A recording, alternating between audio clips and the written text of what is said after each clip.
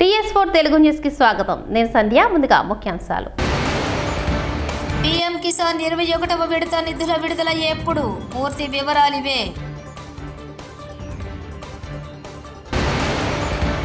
అభివృద్ధి పాలనకు అరాచక పాలనకు జరుగుతున్న ఉప ఎన్నిక కేటీఆర్.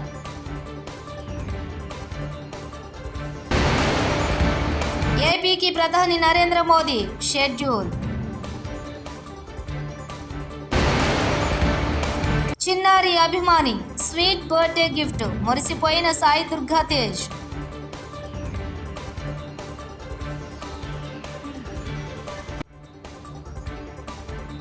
ప్రధానమంత్రి నరేంద్ర మోదీ గురువారం నాడు కర్నూలు జిల్లాలో పర్యటించనున్నారు.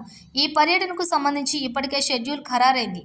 అధికారిక సమాచారం ప్రకారం ప్రధాని మోదీ గురువారం ఉదయం 10 గంటలకు ఢిల్లీ నుంచి ప్రత్యేక విమానంలో కర్నూలు ఎయిర్పోర్టుకు చేరుకుంటారు. అక్కడి నుంచి ప్రత్యేక హెలికాప్టర్లో సున్నిపేట వెళ్తారు. అక్కడి నుంచి రోడ్డు మార్గంలో బయలుదేరి బ్రహ్మరంభ గెస్ట్ హౌస్కు చేరుకుంటారు. అక్కడ ఫ్రెషప్ అయ్యి ఉదయం 11:15 శ్రీ బ్రహ్మరంభ మల్లికార్జున స్వామివార్లను దర్శించుకుంటారు. స్వామివార్ల దర్శనం అనంతరం మధ్యాహ్నం 12:10 శివాజీ మహారాజ్ స్ఫూర్తి కేంద్రాన్ని ప్రధాని సందర్శిస్తారు. భారతదేశంలో రైతులకు ఆర్థిక సహాయం అందించేందుకు ప్రధానమంత్రి కిసాన్ సమ్మాన్ నిధి యోజన పథకాన్ని ప్రారంభించారు. ఈ పథకం ద్వారా అర్హత ఉన్న రైతులకు సంవత్సరానికి 6,000 అందజేస్తున్నారు. ఈ మొత్తాన్ని 3 విడతల్లో రైతుల బ్యాంకు అకౌంట్లలో క్రెడిట్ చేస్తున్నారు. ఈ పథకం ద్వారా ఇప్పటి వరకు మొత్తం 20 వాయిదాల్లో నిధులను రైతులకు అందించారు. ఇప్పుడు 21వ విడత వంతు వచ్చింది. మరి ఈ 21వ విడత నిధులు ఎప్పుడు విడుదలవుతాయి? తెలంగాణలో మరోసారి గులాబీ పార్టీ జైత్రయాత్ర జూబ్లీహిల్స్ నుంచే ప్రారంభం కాబోతున్నదని BRS party working president KTR స్పష్టం చేశారు. తమ అభ్యర్థి మాగంటి సునీతకు అన్ని వర్గాల నుంచి మద్దతు వెల్లువెత్తుతున్నదని ధీమా వ్యక్తం చేశారు. అన్ని వర్గాల మద్దతు అండతో తమ పార్టీ అభ్యర్థి సునీత ఘన విజయం సాధించబోతున్నదని వ్యాఖ్యానించారు. 2 సంవత్సరాల ఈ విఫల కాంగ్రెస్ ప్రభుత్వానికి పార్టీకి బుద్ధి చెప్పడానికి ప్రతి ఒక్కరూ మాగంటి సునీతకు మద్దతు ఇవ్వాలని కేటీఆర్ విజ్ఞప్తి చేశారు. ఇదంతమే ఒక ఉదాహరణగా నేను మీకు చెప్తా ఉన్నాను. ఇవాళ మాగంటి సునీత గోపీనాథ్ గారు ఆమె ఒక వ్యక్తిగా కాదు పార్టీగా ఈ ఎన్నికను మేము ఎదుర్కోబోతా ఉన్నాం. 10 ఏళ్ల రైతు బంధు పాలనకు 2 ఏళ్ల రాబందు పాలనకు మధ్యన జరుగుతున్న ఎన్నిక. ఇది వ్యక్తుల మధ్యన జరుగుతున్న ఎన్నిక కాదు.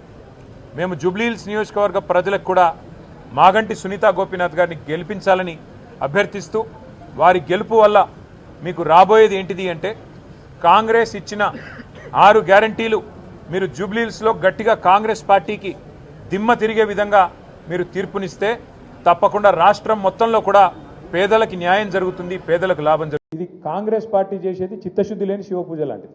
వాళ్ళకైతే చిత్తశుద్ధి లేదు, రాదు. రేవంత్ రెడ్డి గారి నాయకత్వంలో మాత్రం బీసీలకు న్యాయం ఎన్నటికీ జరగదు. ఇది వాస్తవం. ఎవరు అవునన్నా కాదన్నా మీకు కూడా తెలుసు, మాకు కూడా తెలుసు. సరే మీరు కెమెరాల ముంగట చెప్పలేకపోవచ్చు, మేము చెప్పగలుగుతాం, మేము చెప్తాం.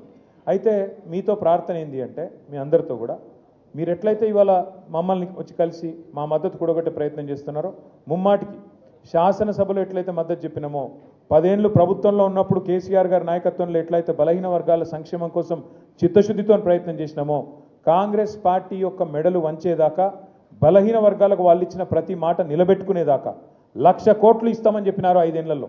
2 ఏళ్ళు అయిపోయింది, 12,000 కోట్లు దాటలేదు. ఆ 12,000లో కూడా ఖర్చు చూస్తే మీరు లెక్క తీయండి దయచేసి, పెద్దలు ఉన్నారు. నాకు తెలిసి 8,000 కోట్లు కూడా దాటలేదు.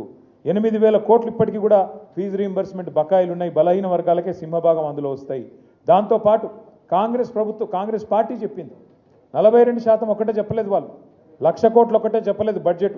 వాళ్ళు చెప్పిన మాట సబ్ ప్లాన్ తెస్తామన్నారు. దయచేసి మీరు ఈ మాట నేను అంటుంటే మీరు తప్పు పట్టొద్దు.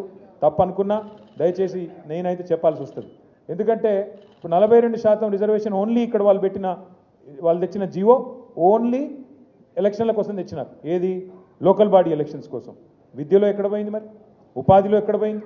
42% కాంట్రాక్టులలో ఇస్తామన్నది ఎక్కడ పోయింది? దాని గురించి ఎందుకు మాట్లాడతలేం మనం? ఇప్పుడు 4 సర్పంచ్లు అయితేనో 4 ఎంపీటీసీలు అయితేనో 10 మంది జెడ్పీటీసీలు అయితేనో కాదు కదా. అల్టిమేట్గా 42% వాటా కాంట్రాక్టులలో ఎందుకు రావద్దు? మరి వాళ్ళే చెప్పిండ్రు కదా బీసీ డిక్లరేషన్లో. అది రావాలి అంటే కేవలం మనం ఓన్లీ రిజర్వేషన్ల గురించే మాట్లాడుతామంటే రిజర్వేషన్ అల్ల కూడా రావాలి కదా. మరి దయచేసి మీతో ప్రార్థన, దీన్ని విస్తరించి డిక్లరేషన్లో చెప్పిన ప్రతి మాట 1,00,000 కోట్ల బడ్జెట్ అయితేనేమి, సబ్ ప్లాన్ అయితేనేమి, 42% వాటా ఇస్తామన్న మాట అయితేనేమి వాళ్ళ చేతిలో ఉన్నాయేమో ఇయ్యరట. వాళ్ళ చేతుల్లోనే ఇస్తలేదు. అది మనం అడుగుతలేము. 42% ఇవాళ కాంట్రాక్ట్లలో వాటా ఇస్తా అంటే ఎవరు ఆపుతున్నారు? ప్రభుత్వం ఒక జీవోతో అయిపోదా? దానికైతే ఎక్కువ అడ్డం రాదు కదా, దానికైతే సీలింగ్ లేదు కదా, సుప్రీంకోర్టు లేదు కదా, దాని గురించి ఎందుకు మాట్లాడతలేం మరి? ఇవాళ రేవంత్ రెడ్డి గారి ప్రభుత్వం 2 ఏళ్ళు అయిపోయింది. 42% వాటా కాంట్రాక్ట్లలో బలహీన వర్గాలకు ఇస్తే ఎంతమంది బాగుపడతారు? 42% వాటా ఉపాధిలో ఇస్తే, విద్యలో ఇస్తే ఎంతమందికి లాభం జరుగుతుంది?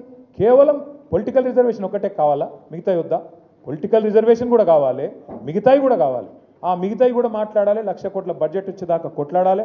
దానికి బీఆర్ఎస్ పార్టీ మీ బంధుకు సంపూర్ణంగా నైతిక మద్దతుగా మేము నిలబడతాం, మీతో ఉంటాం. మాగంటి సునీత జామా మసీద్ ఎదుట రోడ్డు మీద నిలబడి కాంగ్రెస్ బాకీ కార్డులు పంచితే కేసు నమోదు చేశారు. ఆమె మసీదులోకి వెళ్లలేదు. రోడ్డు మీద నిలబడి ప్రచారం చేయడం ఏ రకంగా నేరం అవుతుంది? డిప్యూటీ తహసీల్దార్ ఫిర్యాదు చేయగానే వెంటనే మాగంటి సునీత మీద, ఆమె కూతురు చిన్నమ్మాయి అక్షర మీద కేసు నమోదు చేశారు.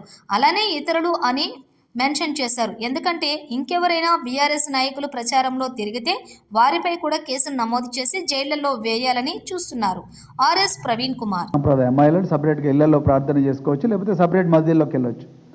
సో అక్కడ చాలామంది కూడా ప్రార్థన చేయడానికి వెళ్తుంటే రోడ్డు మీద నిలబడి, మసీదు లోపలికి కాదు, రోడ్డు మీద నిలబడి ఆమె బాకీ కార్డులు, కాంగ్రెస్ పార్టీ ఈ విధంగా మనకు బాకీ ఉన్నది, తెలంగాణ ప్రజలకు బాకీ ఉన్నది అని చెప్పే ప్రయత్నం ఆమెతో పాటు ఒక 4-5 చేసిండ్రు. అది ఎట్లా నేరం అవుతుంది? మరి ఒకవేళ మీరు నేరంగా భావించుంటే ఆమెకు ముందు నోటీస్ ఇవ్వాలి కదా. మోడల్ కోడ్ ఆఫ్ కండక్ట్ ప్రకారం, రిప్రజెంటేషన్ ఆఫ్ పీపుల్స్ యాక్ట్, అదేవిధంగా మోడల్ కోడ్ ఆఫ్ కండక్ట్ ప్రకారం ఆమెకు నోటీస్ ఇవ్వాలి కదా. ఆ నోటీస్ ఇవ్వలేదు. నోటీస్ ఇవ్వకుండా మరి ఒక డిప్యూటీ తహసీల్దార్ ఇచ్చిన కంప్లైంట్ మీద వెంటనే ఆయన కంప్లైంట్ ఇచ్చిండో లేదో, ఆయన 1 గంటకు కంప్లైంట్ ఇచ్చిండు. ఆయన ఇవ్వగానే ఆయన 1 గంటకు చూసిండు, 3 గంటలకు పోయి పోలీస్ స్టేషన్లో కంప్లైంట్ ఇచ్చిండు. పోలీస్ స్టేషన్లో కంప్లైంట్ ఇవ్వగానే జూబ్లీహిల్స్ పోలీస్ స్టేషన్లో మాగంటి సునీత మీద, అదేవిధంగా మాగంటి సునీత వాళ్ళ డాటర్ చిన్న అమ్మాయి అక్షర అనే అమ్మాయి మీద కేసు రిజిస్టర్ చేసింది. దాంతోపాటు ఇంకా 5 మందిని పెట్టి ఇంకా అదర్స్ అనే కాలం కూడా పెట్టింది. ఎవరికి తెలియదు ఈ గేమ్లు? అదర్స్ అని ఎందుకు పెట్టింది? ఇంకా ఎంతమందిని వెళితే అంతమందిని అదర్స్ కేటగిరీలో ఇరికించి వాళ్ళను కూడా జైలుకు పంపించే ప్రయత్నం. అంటే ఎలక్షన్లలో ఎవ్వరూ ప్రచారం చేయొద్దు, వాళ్ళంతా జైళ్ళల్లో ఉండాలి, లేకపోతే పోలీస్ స్టేషన్లో లాకప్లలో ఉండాలి. కేవలం రేవంత్ రెడ్డి, ఈ కాంగ్రెస్ మంత్రులు వివేకానంద్, తర్వాత తుమ్మల నాగేశ్వరరావు, అదేవిధంగా పొన్నం ప్రభాకర్, ఇంకా వీళ్ళందరూ కూడా నిరంతరాయంగా ప్రచారం చేయాలి. బీఆర్ఎస్ వాళ్ళందరూ కూడా జైల్లో ఉండాలి. ప్రముఖ నటుడు సాయి దుర్గా తేజ్ కు పుట్టినరోజు సందర్భంగా ఓ అపురూపమైన కానుక లభించింది. ఓ చిన్నారి అభిమాని స్వీట్ బాక్స్ ఇచ్చి తేజ్ కు బర్త్డే విషెస్ చెప్పింది. చిన్నారి పాప ఇచ్చిన ఆ గిఫ్ట్ ని చూసి ఆయన మురిసిపోయారు. సాయి దుర్గా తేజ్ కథానాయకుడిగా నటిస్తున్న కొత్త చిత్రం సంబరాల ఏటిగట్టు. ఈ సినిమా గ్లింప్స్ ను హీరో పుట్టినరోజు సందర్భంగా రిలీజ్ చేశారు. ఈ సందర్భంగా ఏర్పాటు చేసిన ఈవెంట్లో చిన్నారి ఇలా స్వీట్ బాక్స్ ఇచ్చి విషెస్ చెప్పింది. ఆ తర్వాత సాయి దుర్గా తేజ్ కేక్ కట్ చేసి తన పుట్టినరోజును సెలబ్రేట్ చేసుకున్నారు. చాలా సీరియస్ కాన్వర్సేషన్ జరుగుతుంది అక్కడ. ఇంతకీ పాపని ఇంట్లో ముద్దుగా ఏమని పిలుచుకుంటారు తెలుసా? ఖుషి.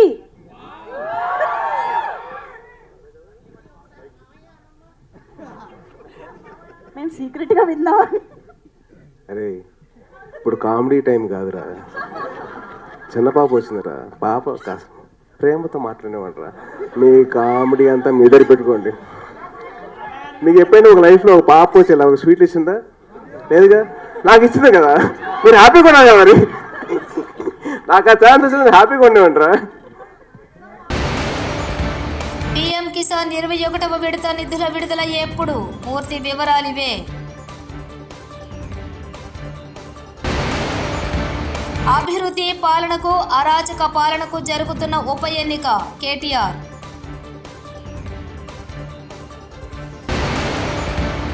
ఏపీకి ప్రధాని నరేంద్ర మోదీ షెడ్యూల్. చిన్నారి అభిమాని స్వీట్ బర్త్డే గిఫ్ట్, మురిసిపోయిన సాయి దుర్గా తేజ్.